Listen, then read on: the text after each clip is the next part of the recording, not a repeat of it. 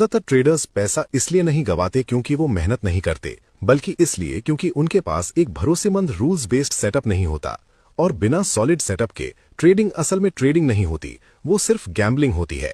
इसीलिए आज मैं तुम्हें अपने सबसे powerful advance smart money concept strategies में से एक ब्रेक डाउन करके दिखाने वाला हूं। ये एक ऐसा सेटअप है जो लिक्विडिटी स्वीप्स, ऑर्डर ब्लॉक्स और फेयर वैल्यू गैप्स को एक सिंगल ट्रेडिंग मॉडल में कंबाइन करता है ताकि A+ ट्रेडिंग अपॉर्चुनिटीज मिल सकें। और मैं सिर्फ थ्योरी एक्सप्लेन नहीं करूंगा, मैं स्टेप बाय स्टेप दिखाऊंगा कि इस स्ट्रैटेजी को अपने चार्ट्स पर डायरेक्टली कैसे अप्लाई करना है। इस वीडियो के एंड तक तुम्हारे पास एक क्लियर एक्शनेबल रोड मैप होगा जिससे तुम इस सेटअप को कॉन्फिडेंटली अपनी ट्रेडिंग में यूज कर सकोगे। ये पावरफुल सेटअप एक स्वेप्ट लिक्विडिटी एरिया को दोबारा रिविजिट करने और क्लासिक फेयर वैल्यू गैप के अराउंड बना हुआ है।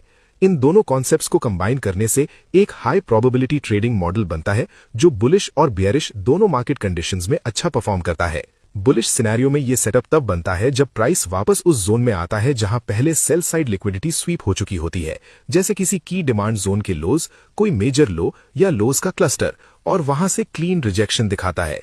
जैसे ही प्राइस लिक्विडिटी स्वीप वाले ऑर्डर ब्लॉक को टैप करता है, प्राइस अक्सर तेजी से रिवर्स करता है और ऊपर की डायरेक्शन में कंटिन्यू करता है, यानी बुलिश ट्रेंड फिर से रिज्यूम हो जाता है। दूसरी तरफ बियरिश मार्केट में यही एग्जैक्ट कॉन्सेप्ट अप्लाई होता है, बस इसके ठीक उल्टा।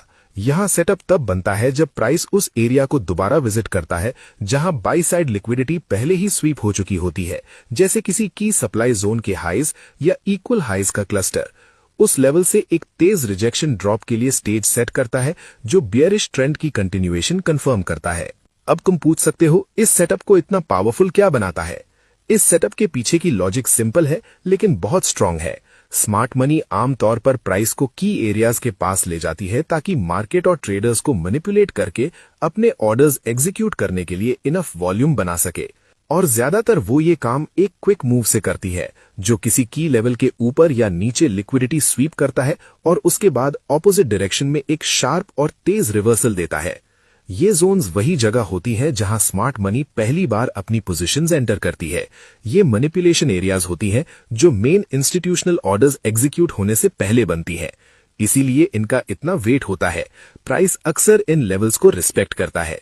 तो जब प्राइस वापस इन जोन्स में आता है, इंस्टीट्यूशंस अक्सर फिर से एंटर करती हैं, या तो अपनी पोजीशंस डिफेंड करने के लिए या अपने ट्रेड्स का बाकी हिस्सा इनिशिएट करने के लिए। यही बड़ी वजह है कि हम प्राइस के दोबारा इन जोन्स में आने का वेट करते हैं।